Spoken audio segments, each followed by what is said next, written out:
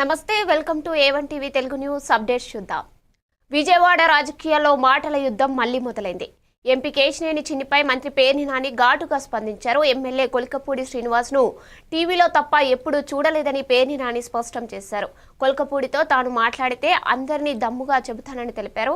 ఎవరికి భయపడాల్సిన అవసరం లేదని, కేశినేని చిన్ని అంటే తానేం భయపడనని ధైర్యంగా ప్రకటించారు.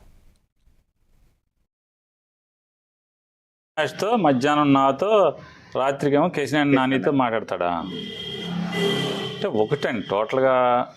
సరే, కొలికిపూడి శ్రీనివాసరావు రోజు నాతో మధ్యాహ్నం పూట మాట్లాడతాడా, రాత్రి మాట్లాడతాడా, పొద్దున మాట్లాడతాడా నేను పక్కన పెడితే, అసలు కొలికిపూడి శ్రీనివాసరావు అని ఆయన ఇంతవరకు నేను టీవీలో తప్పితే లేదా ఫోన్లో యూట్యూబ్లో తప్పితే ఆయన ఎప్పుడు నేను చూడలేదు.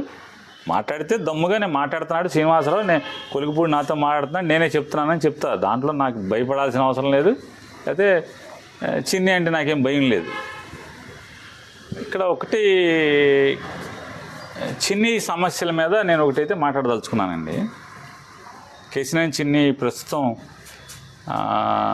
మునిగిపోతున్న నావలాగా కనబడుతున్నాడు మనకి. మంచి హుషారుగా ఎంపీ గెలవంగానే కన్ను మిన్ను కానకుండా మామూలుగా స్పీడ్ బోట్ లాగా ఓకే ప్రకృతిని చీల్చుకుంటూ స్పీడ్గా వెళ్తున్నాడు. ఇప్పుడు నాకు ఇవాళ అతను చిన్ని కనపడేదైతే చిల్లులు పడ్డ చెక్కనావలాగా అయితే కనపడుతున్నాడు. పడవలోకి నీళ్ళు వచ్చేస్తున్నట్టుగా కనపడుతుంది అతను పడవలోకి అయితే. గొడుగుపేట వెంకటేశ్వర స్వామి ఆయన చాలా మహిమగల దేవుడు.